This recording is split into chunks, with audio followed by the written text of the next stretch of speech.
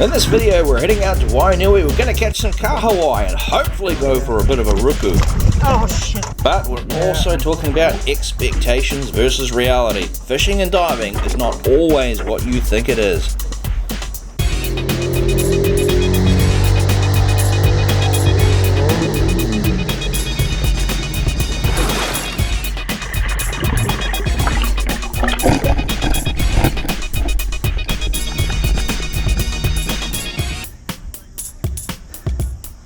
Well, how you doing? We're in Wainui from a slightly different angle. Alex is with me today, and I think the water's going to be bad out there, but we'll see if we can catch some kahawai.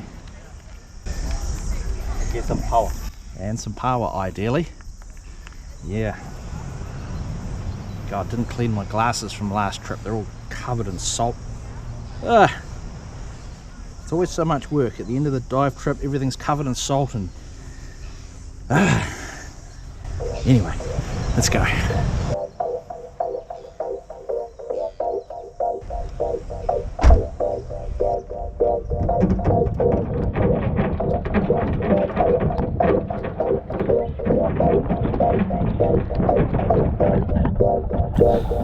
Now, if you stay tuned to the end of the video, or skip ahead to the end, you're going to see my new car. A little bit of a surprise there. So this gold-coloured Mitsubishi, I've had it for quite a long time. Become a bit of a money pit. Have to pay for repairs.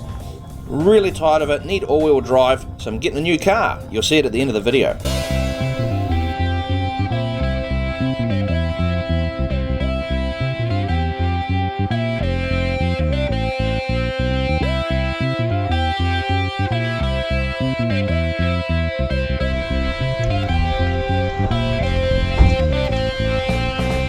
Oh, we need to wait. Boats on the ramp already. One pulling up, another one queued up.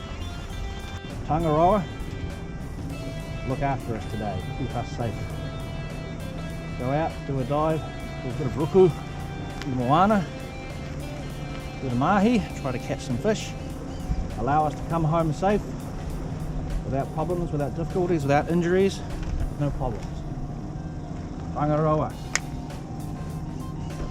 So if there's one message that I want people to sort of take away from this video, it's not so much that you're going to see the fishing. Yeah, yes, you're going to see the fishing. You're going to see this fishing adventure. But what I really want to say in this video is we're talking about expectations versus reality. You know, you look at a YouTube video and you think, oh, I can go out there and I can do that. I can do the same as that person. In reality, it's often not that way, because what's available to you in terms of the marine environment and the fish that's there is different from someone else.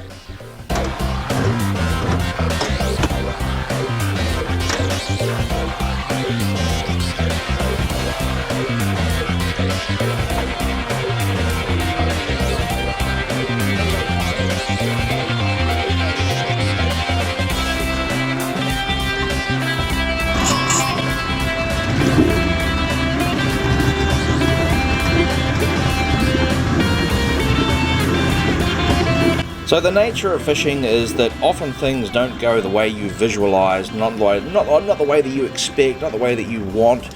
Sometimes you're going to go there, the water's going to be filthy, and in this particular occasion we made the decision to get in the water after doing our rod fishing, and what we really should have done was the reverse, because after being out there on the water for maybe half an hour, that dirty, filthy water was just creeping up the harbour and making it worse. The server's on the other side of the harbour, the west side, and it's basically a couple of kilometres between the heads and inland.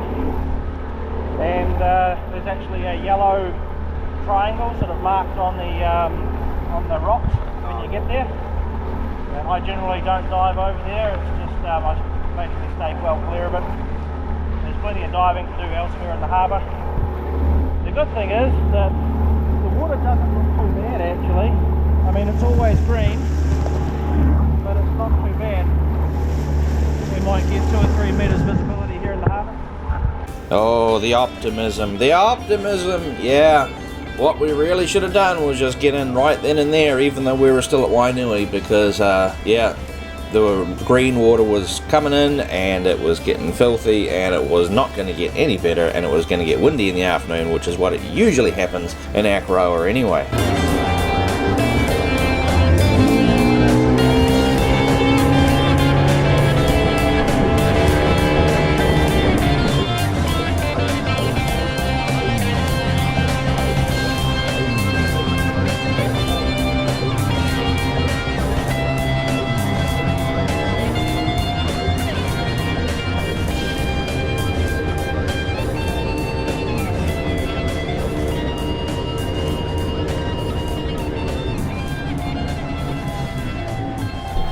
By the way, as you can see us pulling up and arriving at the salmon farm and starting our slow pitch jigging, just wanted to let you know too that I've actually done an upgrade on that outboard motor. It now has an electric start, so I spent an enormous amount of money for an electric start kit for that outboard. So this is the last video where you're going to see me pull starting it.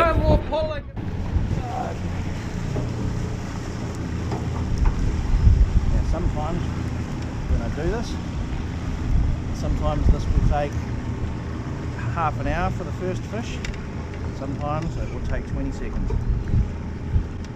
Just depends on, are they hanging around? On this particular day, it did take probably a solid half an hour until the first kahawai showed up, and we caught the first kahawai. So it can take some time for them to show up, but once you've got them, you've got them. And I think this is the first time that Alex has actually jigged from a small boat like this too. No, you're not going down there. There we go. Not getting your way this time. You come and you get in this boat right now. He's actually a wee bit of a small one, this one. Here we go. First kahawai. In the bag, in the boat.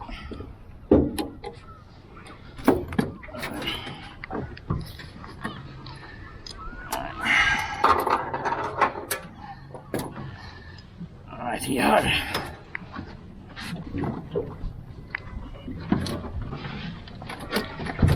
These actually not that big. Still a absolutely fine eating size. Nothing wrong with this fella.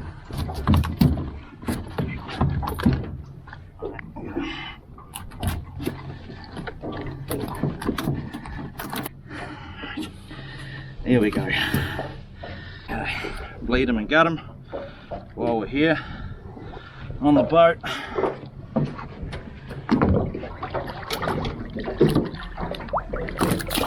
Oh, what? Shit. Fuck, that was lucky, wasn't it? Get it back. Yes. Oh man. Oh shit. Fuck, that was lucky, wasn't it? Well, I think because this guy's immune system, this guy's nerve system is still going for it. Better. Probably best to just put him straight in the cooler bag.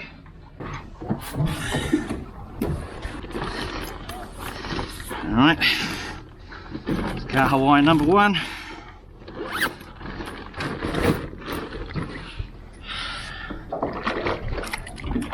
Now looking for kahawai number 2 and 3 and 4. Alright, let's pull out kahawai number 2. I am now onto my second set of these same lures. They work quite well. They're these edge fishing lures, approximately $15 each from Burns Co.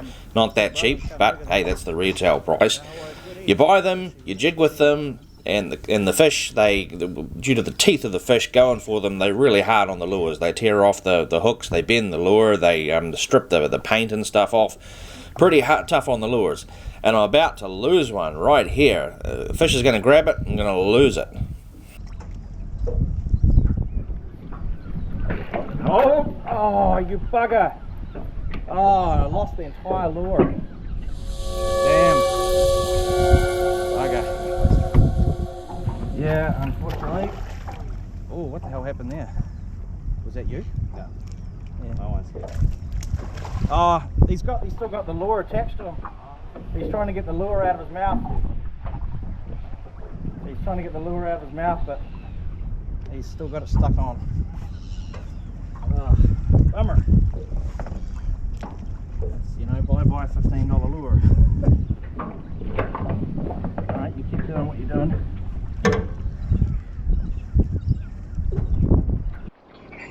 No! No!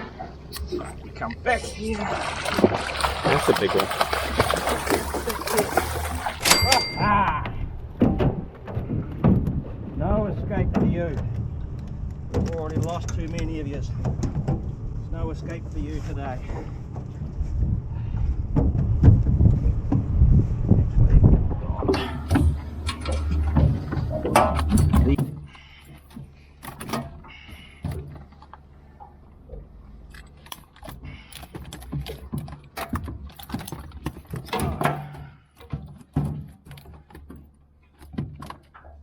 Just gonna have to let him do his thing for a minute.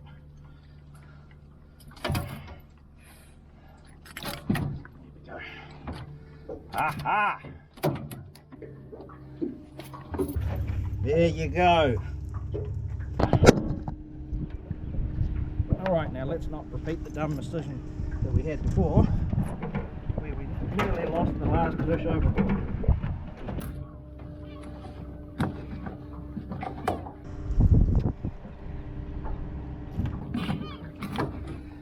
There we go.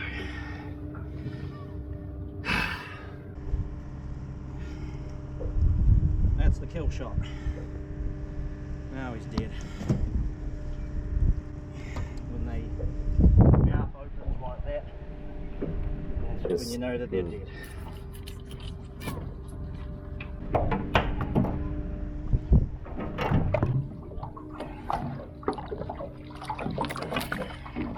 It's too much pellets. Look at all that. Yep. That's all the salmon.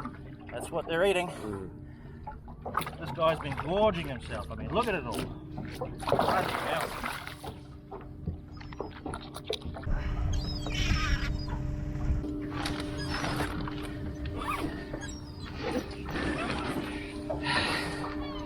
Kahawai number 2 in the bag.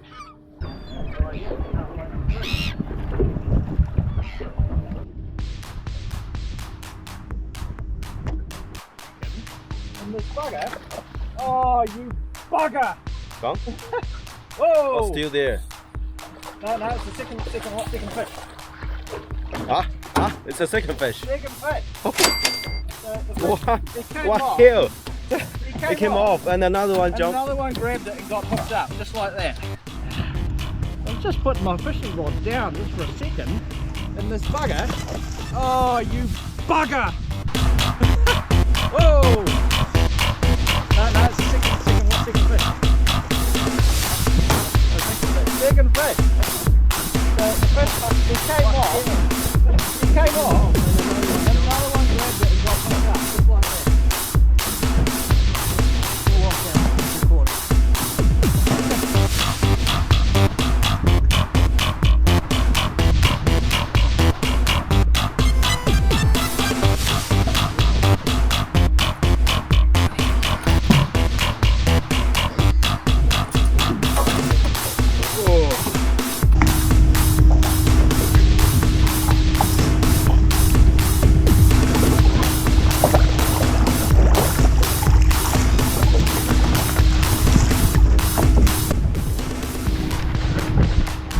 Kahawai number 4 in the bag, making the Number voted- 3. yeah, number 3.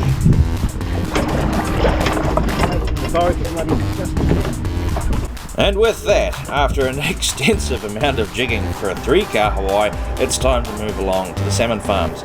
Oh, well, we are full of optimism. We can see that dirty green water below us, but we're optimistic. We can hopefully find somewhere. Oh, no.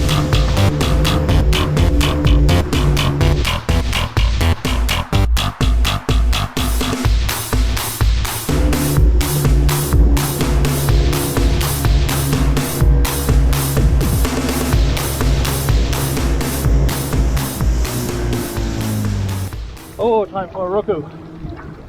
Look at the water. Not too good. 这里的水不太好。哎呀，难是付钱。And the jet ski. Oh, jet ski. No, you are not going to find any clear water today. That's what we were visualizing. That's what we were thinking. Now, if you were paying close attention at the start of the video, as we were launching the boat and heading out, the water was better. It was pretty average, nothing special, but it was better. And it was actually getting worse as time was elapsing. So we headed out, and as the tide was coming in and as time was elapsing, the water was getting filthier and filthier. So heading out of the harbour to find clear water was no good. That wasn't going to work. It was filthy, worse out there. So we came in around to the Tikam area, just north of Wainui. No good there either. So I'm having to assist Alex. He's never really dived off a boat before. He hasn't done a lot of diving, to be honest. And I've got to set up a weight belt for him, and we're going to try it out, see what it's going to be like. Is it going to be heavy? Okay, not too heavy? How's it going to be? How does it feel? Is it okay? I think it's a little bit too heavy. Okay. So, it turns out the weight belt's a little bit heavy, but as soon as Alex got back out of water and back onto the boat, he just thought to himself, you know what? No, I want out. I want out. And that's okay. Look, I've been in that exact same position before, and you have to be mindful of that if you've got passengers. Like, I've been out on South Bay fishing charters before in Kaikoura. I got seasick, and everyone got seasick, and we're all like, no, we want out. So, it was time to get out. So, head back to the boat ramp and, finish up for the day.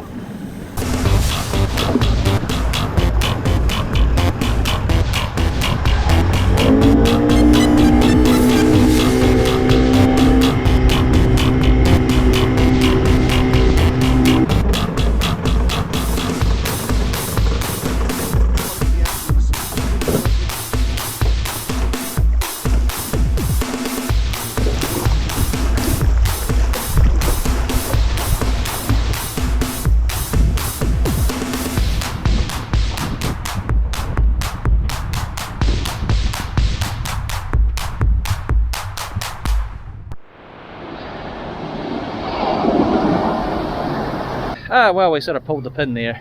The water was just absolutely terrible, and Alex was feeling really seasick, and his fins weren't fitting him properly. The weight belt wasn't quite tight enough, it was sliding around. Just a combination of factors just led to us coming to the conclusion that, we'll just flag it. It's okay, we got some Kahawai. The trip wasn't totally wasted, and it's alright, you know. It's important to know sometimes you gotta call it for a variety of different reasons. Sometimes the right decision is to just let it go. It's okay, it's only fishing. Anyway, I'm going to go have a wee swim in this murky water. Oh, it's a bit cold. Oh, a wee bit cold.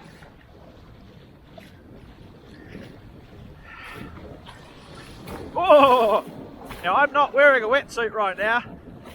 No wetsuit. Oh geez. Alright, here it goes. Oh, yeah. Oh. Oh, you North Islanders. You North Islanders with your warm water up there. Your warm, clear, Coromandel far north water. You Jackson Shields. You Darren Shields, you witty guys. You Ollie Craig. Oscar Blue Neoprene. All you northern guys with your warm, clear water. Fuck. Yeah. It's middle of summer right now, by the way. I'm not in here in winter time. Oh. Oh.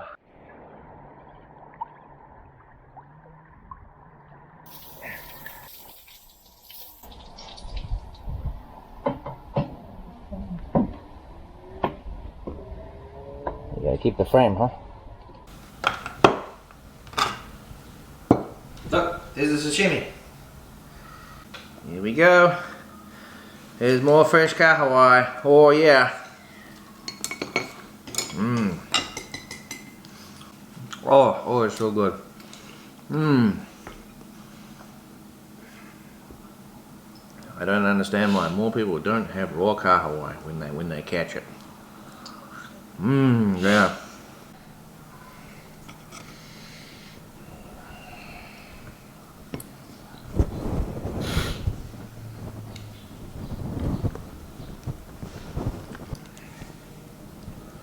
In the next video, we're heading down to the High Country Salmon Farm. That's the one that's next to Twizel. And we are going to pay the exorbitant amount of money for the catch a fish experience to catch our very own, very big salmon. So, over the course of the last 6 months since I've had this boat and been towing it and launching it at the boat ramp, I've asked around other boaties, and the overwhelming feedback that I've received is that you should now have an all-wheel drive vehicle. That two-wheel drive Mitsubishi you got, not really ideal, because if you're launching on a boat ramp and there's slime and moss and it's slippery on the boat ramp, you want all-wheel drive. And if you want to launch on the beach, do a beach launch, you absolutely must have all-wheel drive. So, look, it was already going to be the case where I had to get rid of that Mitsubishi anyway. It was becoming a bit of a money pit. It was just throwing good money after bad. And yeah, look, it was just time to get something a little bit more modern, a little bit better. Now, this is still an old car that I bought, but it's a good one. I'll show you. So, here she is. This is a 2004 all-wheel drive Honda CR-V. Nothing special to look at, but let me tell you about this car. This car was built at the height of the competition between Honda and Toyota. At the time, they were competing with each other on who can make like the longest lasting vehicle, who can make the strongest car, the toughest car, the car with the best components, the car that will last forever. I will quote Scotty from the famous car channel. These cars, they just last forever. Like, they don't break, they just go forever. People are always asking me, Scotty, what do you think of the Honda CR-V SUVs? Well, this four-cylinder puts out 160 horsepower, which is plenty enough to pull this vehicle around, but it's not putting too much torque on the transmission to burn the things out. And yes, it's not that great on gas because it's a four-wheel drive system. 20 in the city and about 24 on the highway. So it's not great on gas mileage, but they can run forever. So, you know, I had a good long think about it, and I looked into all the options, and it was like, for a while, it was like Subaru Outback, I probably should get Subaru Outback, and then it was like, oh, no, CVT transmission, you know, or on the earlier models, oh, blown head gaskets, oh, no, that's no good. So I looked around, and I thought, oh, I want to get an SUV, something similar to what I had before. It's got a bit of cargo space, but it can't be too much of a gas hog. But it's got to have all-wheel drive, and I want reliability, dependability. I don't want the thing to be a money pit like what the Mitsubishi was. So I got this. So yeah, there we go. It's the new Kiwi Kaimoana car. This will be towing the boat in the future, launching at the boat ramp. May possibly modify it at some point in time later on. You know, maybe look for the all-terrain wheels and a lift kit, something like that. I don't know. But I've already had to save up a whole lot of money to buy this thing just recently. Thank you very much to Byron, who sold me the vehicle. If you happen to watch this, thank you. And if you're watching this video all the way till the end, please leave a thank you in the comments for Byron, who gave me a good price for this vehicle. Thanks. Today we caught 3 Kahawai. Not too bad, took us a wee while to catch them. But, you know, if you want to see some more Kahawai fishing videos, check out this one here, and we caught twice as many. We caught 6 Kahawai in it. So, during the summertime, there's some good Kahawai to be caught there.